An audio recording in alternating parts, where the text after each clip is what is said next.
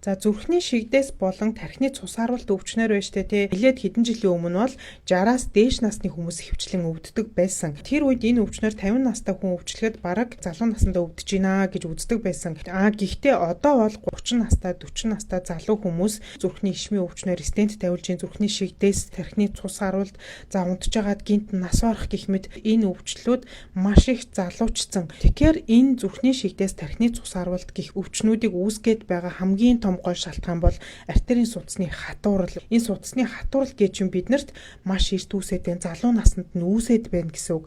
Яагаад энэ ийм эрт үүсээд байна вэ гэхээр бидний амьдралын хэм маяг маш буруу байна гэсэн үг. Бид нар тарган байна, тамхи татчихээн, хэтэрхийх бэлэн хоол хүнс хэрглэж, хөдөлгөөн байхгүй, дандаа сууж, бидний даралт ихсдэг болж, чихрийн шижинтэй болж, цуснд байгаа холестерин биднийг залуу байхаас эхлээд ихсэж эхэлж, тэнцвэрт байдал алдагдаж эхэлж.